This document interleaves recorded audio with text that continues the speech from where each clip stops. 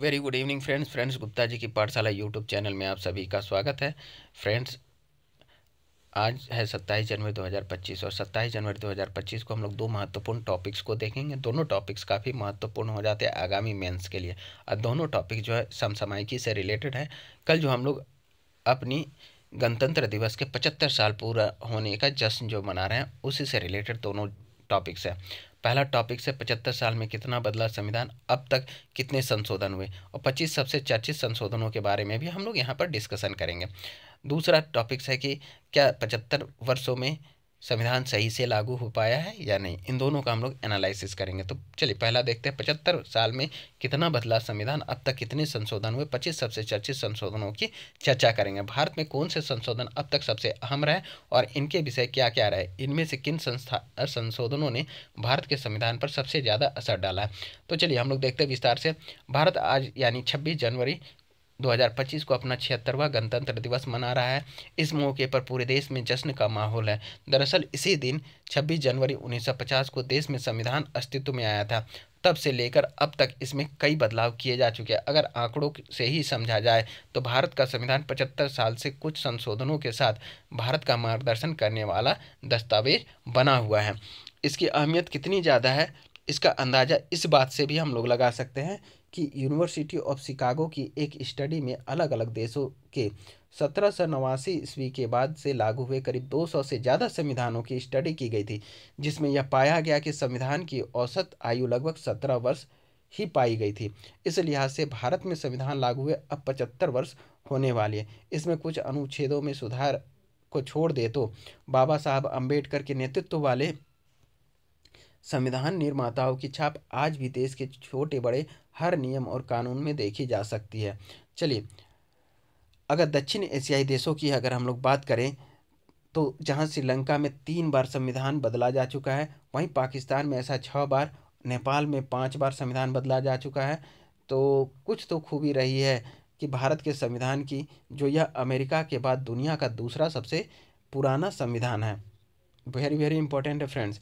भारत के मूल संविधान में कितनी 8 अनुसूचियाँ थी, जिनमें 395 अनुच्छेदों को जगह दी गई थी। इसकी सबसे अहम विशेषताओं में सभी के लिए बाध्य मौलिक अधिकार और बाध्यकारी निदेशक सिद्धांत शामिल थे। भारत के संविधान के कई नियम अमेरिका, कनाडा, जापान और आयरलैंड के संविधान से लिए गए थे। दुनिया के इतिहास में शायद ही किसी देश के संविधान के निर्माण के लिए इतनी गहराई से चीज़ों को समझा गया हो।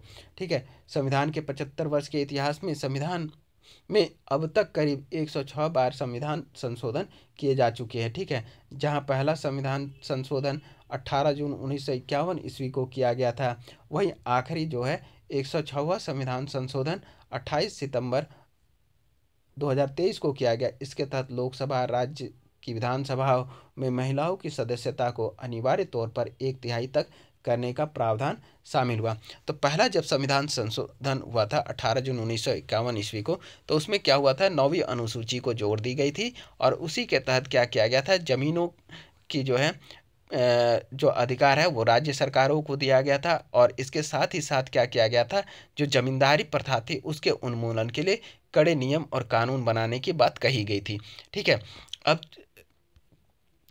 तब से लेकर के अब तक हमारी यात्राएं कैसी रही, इन सभी को हम लोग देखते हैं। आगे संविधान संशोधनों के माध्यम से संविधान पर क्या असर पड़ा है, अब एक एक करके हम लोग देखते हैं। पहले देखिए, चौथा संविधान संशोधन कब हुआ, तो 27 अप्रैल 1955। पहला संविधान संशोधन के बारे में हमने चर्चा कर दिया, अब चौथा संविधान संशोधन इंपॉर्टेंट है। चौथा संविधान संशोधन 27 अप्रैल 1955 को हुआ था। इससे क्या बदला, यह संशोधन सरकारी एजेंटों द्वारा अनुचित तलाशी जब्ती से लोगों की रक्षा करता है। इसके तहत किसी व्यक्ति की निजी संपत्ति की तलाशी और जब्ती से पहले वारंट लेना जरूरी होता है। इसके जरिए राष्ट्रीय अर्थव्यवस्था के हित में देश के खनिज और तेल संसाधनों पर नियंत्रण तय किया गया था। नेक्स्ट संशोधन है 9वां संविधान संशोधन, जो 28 दिसंबर 1960 ईस्वी को हुआ था। इसमें क्या हुआ था कि भारत पाकिस्तान के बीच 1958 में हुए समझौते के तहत भारतीय क्षेत्र का पुनर्निर्धारण किया गया। फिर हम लोग नेक्स्ट संशोधन देखेंगे, 17वां संविधान संशोधन। ये कब हुआ था, 20 जून 1964 ईस्वी को हुआ था। इससे क्या हुआ कि संविधान के 9वें भाग में संपत्ति के अधिग्रहण को वैध करार दिया गया और जमीन अधिग्रहण कानून को लाया गया था। चलिए, अगला संविधान संशोधन था 25वां संविधान संशोधन, ठीक है, जो कि 8 दिसंबर 1971 ईस्वी को लाया गया था। इसमें क्या हुआ था कि शासन की तरफ से निजी संपत्ति के लिए जाने की स्थिति में मुआवजे और मतलब देखिए, इसका मतलब है कि शासन की तरफ से निजी संपत्ति लिए जाने की स्थिति में मुआवजे और संपत्ति के अधिकार पर कुछ पाबंदियां लगाई गई थी। नेक्स्ट हम लोग देखेंगे 31वां संविधान संशोधन, जो हुआ था 17 अक्टूबर 1973 ईस्वी को। इससे क्या हुआ कि संसद में सीटों की संख्या बढ़कर 525 से 545 हो गई। नई सीटों को पूर्वोत्तर भारत में बने राज्यों को दिया गया, ठीक है। अब देखिए 39वां संविधान संशोधन, यह भी इम्पोर्टेंट है, 10 अगस्त 1975 ईस्वी को हुआ था। अब देखिए इससे क्या हुआ कि इलाहाबाद हाईकोर्ट के प्रधानमंत्री इंदिरा गांधी के लोकसभा में चुने जाने को अवैध ठहराने के फैसले को पलटने के लिए संविधान में संशोधन किया गया, जिसमें प्रधानमंत्री पद की न्यायिक समीक्षा पर पाबंदियां लगा दी गई और राष्ट्रपति, उपराष्ट्रपति, प्रधानमंत्री और लोकसभा स्पीकर को भी कानूनी कार्रवाई से सुरक्षा दे दी गई थी, ठीक है। नेक्स्ट में हम लोग देखेंगे 41वां संविधान संशोधन, जो कब हुआ था, 7 सितंबर 1976 ईस्वी को हुआ था। इसमें क्या किया गया था, केंद्र और राज्य सरकार के कर्मियों की सेवानिवृत्ति की उम्र 60 साल से बढ़ाकर 62 साल कर दी गई थी।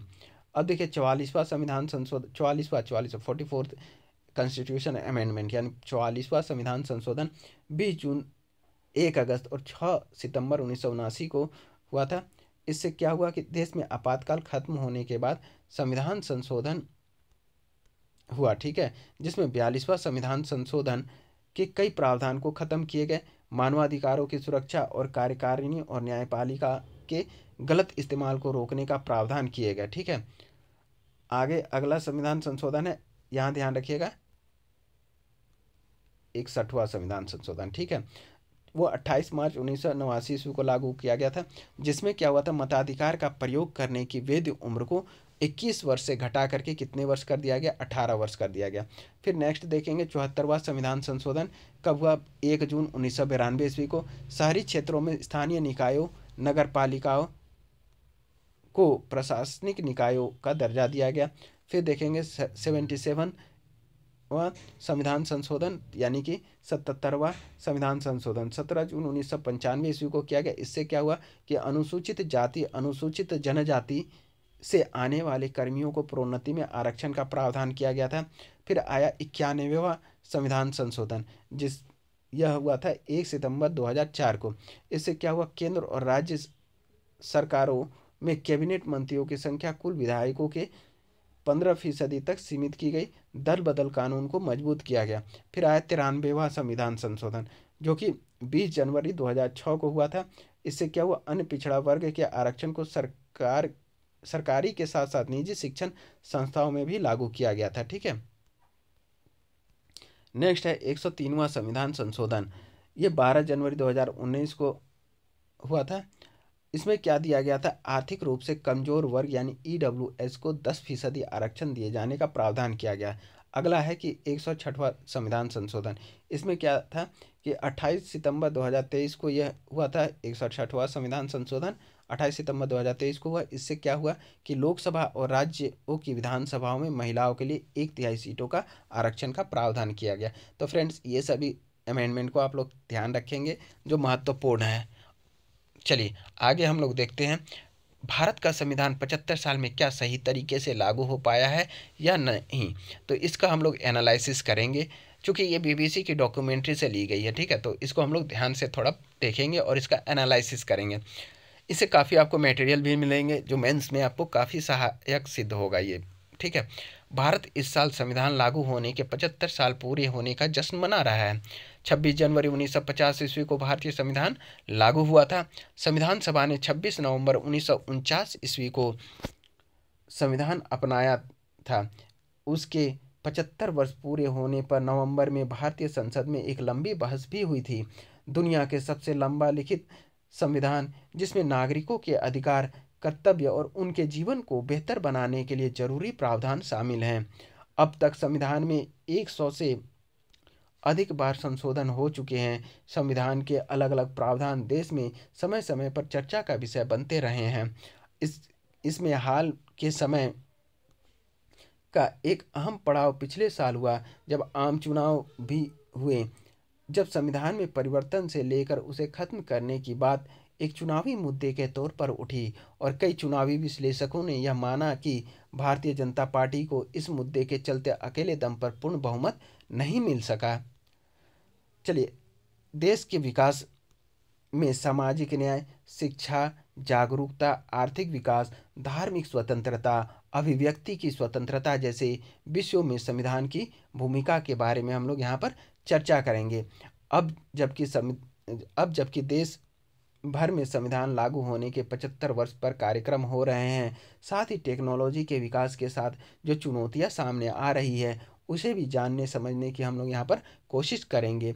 भारतीय संविधान में अब तक 100 से ज़्यादा बार संशोधन किए जा चुके हैं। हम भारतीय के लिए संविधान का मतलब क्या है? हमारी पहचान। संविधान का मतलब है हमारी पहचान। हम भारतीय के लिए संविधान का मतलब है हमारी पहचान। संविधान ने हमें सुविधाएं दी है, पर यह सुनिश्चित किया है कि उन सुविधाओं में समानता और समावेशिता हो। सबके लिए संविधान का मतलब है अस्पृश्यता का उन्मूलन। हम सबके लिए संविधान का मतलब है अवसर की समानता, और संविधान हम सबके लिए आरक्षण का प्रावधान करता है, जिसके कारण आज सभी पिछड़े, शैक्षिक रूप से पिछड़े या सामाजिक रूप से पिछड़े समुदायों की आवाज़ को हम सुन पा रहे हैं। अगर हम भारत की संस्कृति के इतिहास को देखेंगे तो इसमें नायक पूजा बहुत ज़्यादा थी। राजा महाराजाओं का महत्व था। संवैधानिक लोकतंत्र और कार्यात्मक लोकतंत्र को स्थापित करने के लिए जो कुछ भी हुआ है वह सब संविधान की वजह से हुआ है।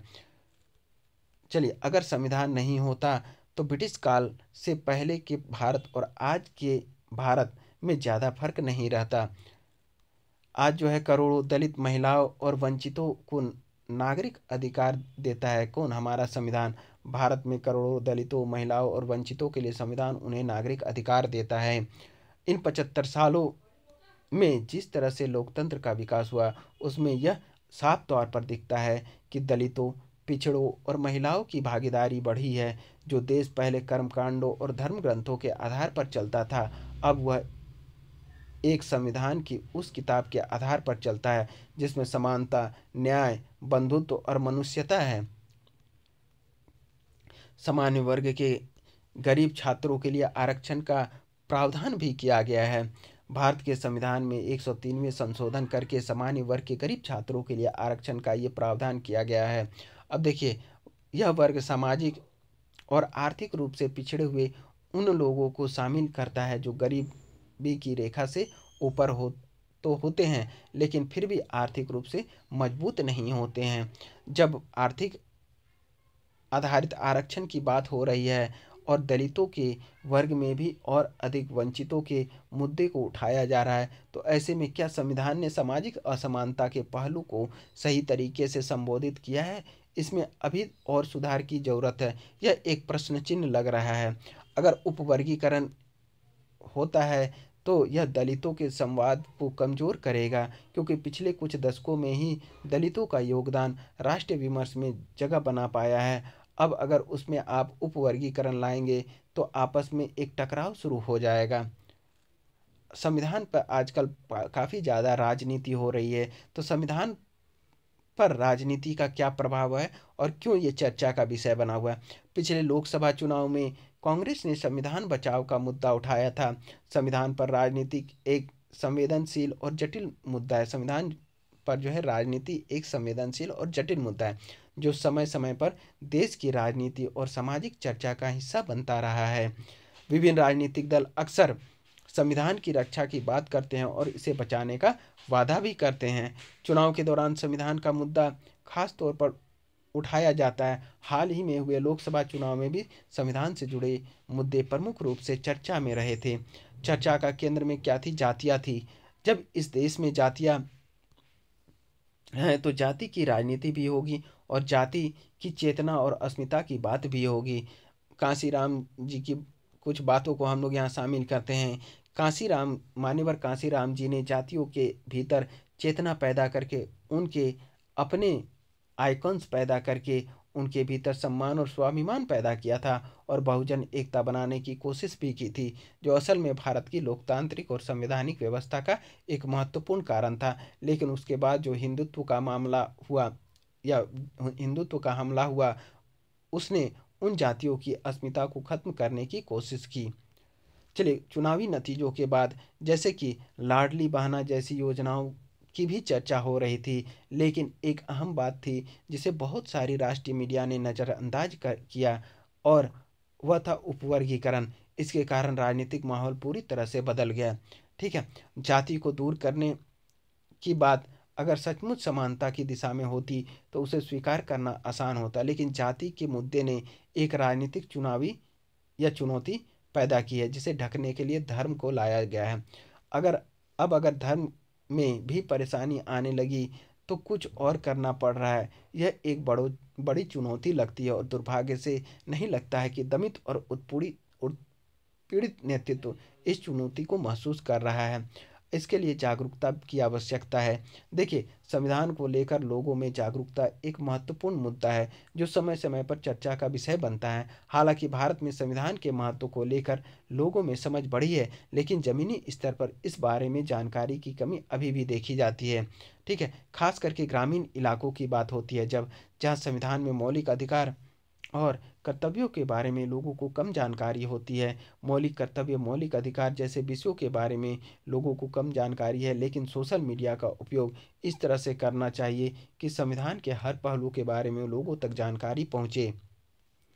आर्थिक स्तर पर जब आरक्षण की ही नहीं मिला तो आरक्षण को हटा नहीं सकते, क्योंकि अब बात केवल आर्थिक स्थिति के लिए नहीं है, बल्कि यह गरिमा के लिए भी है। अगर ऐसा होता तो आज भी एक आईपीएस अधिकारी को घोड़ी पर चढ़ने के लिए पुलिस सुरक्षा की जरूरत नहीं पड़ती। ठीक है, एक ऐस एक एक एक शेष समाज की महिला का मुद्दा, एक दलित, पिछड़ा और आदिवासी समाज की महिला का मुद्दा अलग है। एक शेष समाज के पुरुष का और एक दलित, पिछड़ा और आदिवासी पुरुष का मुद्दा अलग है। दोनों शायद आर्थिक और राजनीतिक दृष्टि से एक जैसे हों, लेकिन पहचान को लेकर एक पीढ़ीगत ट्रॉमा होता है जो आत्मविश्वास का निर्माण करता है। ऐसा नहीं लगता कि आरक्षण का जो भी आखिरी लक्ष्य था वह पूरा हो पाया है। संविधान को लेकर न्यायपालिका और सोशल मीडिया की भूमिका भी महत्वपूर्ण हो जाती है।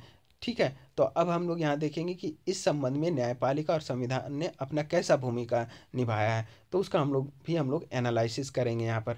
ठीक है, संविधान के बारे में। चलिए, न्यायपालिका और मीडिया भारत के संवैधानिक स्तंभ में शामिल हैं। संविधान को लेकर न्यायपालिका और मीडिया की भूमिका बेहद महत्वपूर्ण है, क्योंकि दोनों ही लोकतंत्र के स्तंभों के रूप में कार्य करते हैं और नागरिकों के अधिकारों की रक्षा में अहम भूमिका निभाते हैं। इसी संदर्भ में सोशल मीडिया की भी भूमिका अहम हो जाती है। हमारा संविधान सबको बोलने की आज़ादी देता है, यानी अभिव्यक्ति की आज़ादी देता है, लेकिन उसमें कुछ पाबंदियां भी है, और आपको क्या बोलना है और कितना बोलना है, इन सभी चीज़ों का उसमें उल्लेख किया गया है।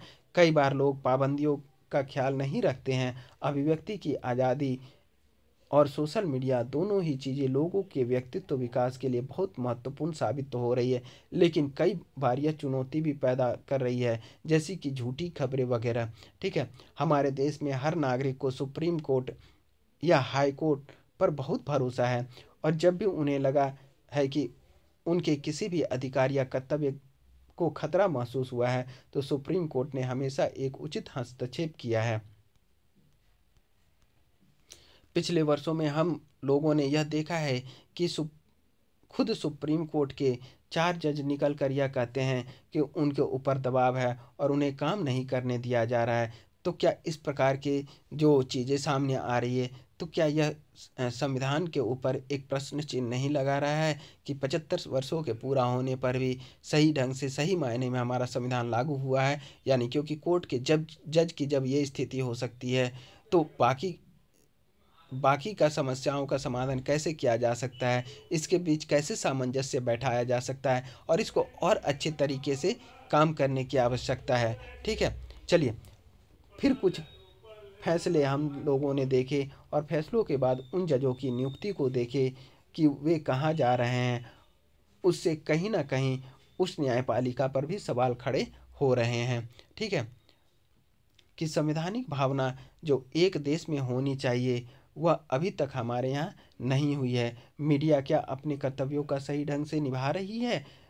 मीडिया क्या इसे ठीक से कर रहे हैं? चलिए इन्हीं दो बातों को हम लोग देखते हैं। मीडिया आज असफल हो रही है वर्तमान परिस्थिति में, संविधान को विफल कर रहे हैं। मीडिया की जिम्मेदारी बहुत है लेकिन वह नहीं हो रही है। पत्रकारिता की भी जवाबदेही होनी चाहिए। क्यों न पत्रकारिता के अंतर्गत आरटीआई या सूचना के अधिकार को लाया जाए, ताकि इस क्षेत्र में भी क्या लाया जाए, पारदर्शिता को सुनिश्चित किया जाए और संविधान के सभी स्तंभों को एक्टिव किया जाए, जिससे क्या हो सके, संविधान सही तरीके से लागू हो सके। अगर संविधान के सभी स्तंभ सही तरीके से काम करने लगेंगे और सभी लोगों को समानता, न्याय, बंधुत्व और मौलिक अधिकार और राज्य के नीति निर्देशक तत्वों के तहत सही अधिकार मिल पाए, तभी सही मायने में संविधान की क्या होगी, विजय होगी और संविधान सही मायने में लागू हो पाएगा और सभी लोगों में जाति बंधन और छुआछूत जैसी प्रथाएं टूटेंगी। ठीक है, और सभी लोग एक साथ मिलजुल कर रहेंगे। वही हमारा संविधान का मुख्य उद्देश्य है और वही जब पूरा होता है तो भारत जो है सोने की चिड़िया के रूप में फिर से खिलखिला उठेगा। चलिए दोस्तों, आज का टॉपिक्स यहीं समाप्त करते हैं।